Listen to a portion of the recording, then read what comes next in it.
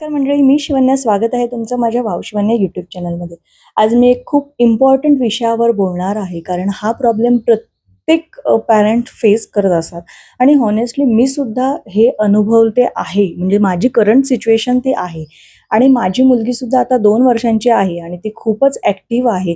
दिवसभर तिचं काही ना काही चालू असतं, खेळणं, पळणं, सगळं एक्सप्लोअर करणं. म्हणजे 1 मिनिटही ती शांत बसत नाही आणि त्यामुळेच रात्री जेव्हा ती झोपते ना, तेव्हा सुरुवातीचे काही 1-2 तास ती अगदी छान झोपते.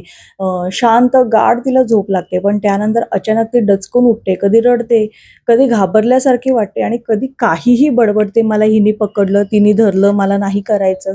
आणि आई म्हणून आपल्यालाही खूप टेन्शन येतं अशा वेळी, नेमकं काय होत आहे? तर सगळ्यात आधी एक गोष्ट समजून घ्यायची आहे, हे खूप नॉर्मल आहे. यामध्ये काही घाबरण्याचं कारण नाही. कारण की या वयामध्ये मुलांचा मेंदू अजून डेव्हलप होत असतो आणि दिवसभर त्यांनी जे काही पाहिलं, ऐकलं, खेळलं आहे, ते सगळं रात्री त्यांच्या ब्रेनमध्ये प्रोसेस होत असतं. त्यामुळे कधी-कधी त्यांना स्वप्न पडतात आणि त्या स्वप्नांमुळे ते घाबरून उठतात. म्हणून आपण इथे घाबरायचं नाही. आता इथे 2 गोष्टी असतात. एक म्हणजे साधे नाईटमेअर्स म्हणजे वाईट स्वप्न आणि दुसरं म्हणजे नाईट टेरर्स. आता माझ्या बाबतीत नाईट टेरर्स ही गोष्ट घडत आहे. नाईटमेअर्स म्हणजे मुलं पूर्ण जागे होतात, रडतात आणि आपल्याला ओळखतात सुद्धा. पण नाईट टेरर्समध्ये थोडं वेगळं असतं.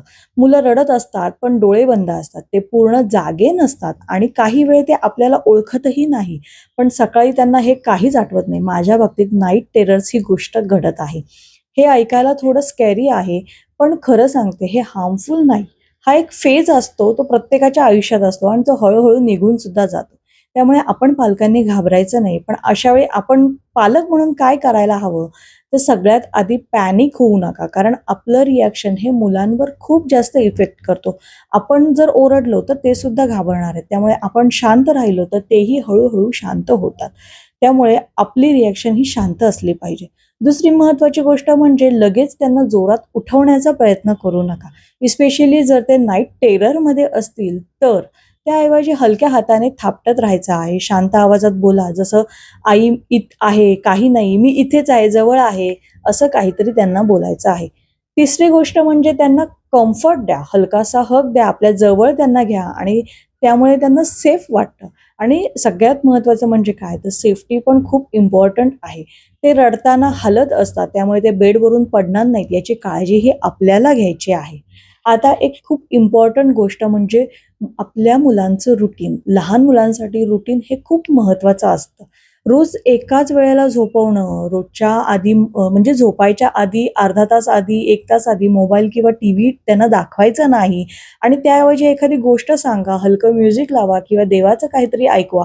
यामुळे त्यांची झोप खूप छान होते आणि हो, खूप जास्त थकवा देखील कारण असू शकतं या सगळ्या गोष्टीचं. कारण का दिवसभर खूप ॲक्टिव्हिटी झाल्यानंतर बॉडी ओव्हर टायर्ड होते आणि त्यामुळे झोप ही डिस्टर्ब होते. त्यामुळे त्यांचा नॅप टाईम प्रॉपर ठेवला पाहिजे.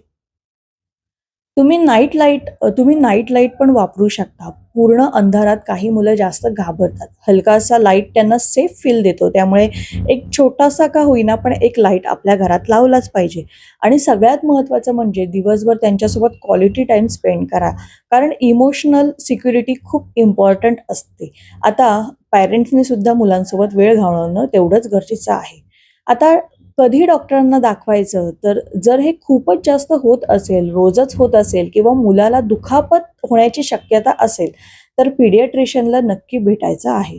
आता बाकी एक गोष्ट मात्र लक्षात ठेवा, हा एक फेज आहे आणि हा बहुतेक मुलं मोठी होताना आपोआप यातून बाहेर पडतात आणि प्रत्येकाच्या आयुष्यात हा फेज येतोच येतो. म्हणून पेशन्स ठेवा आणि स्वतःलाही स्ट्रेस देऊ नका.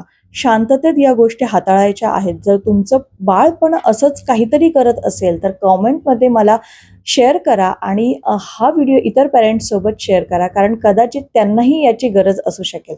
आणि अशाच पॅरेंटिंग टिप्ससाठी माझ्या चॅनलला सबस्क्राईब करायला विसरू नका. भेटूया अशाच माहितीपूर्ण व्हिडिओसोबत.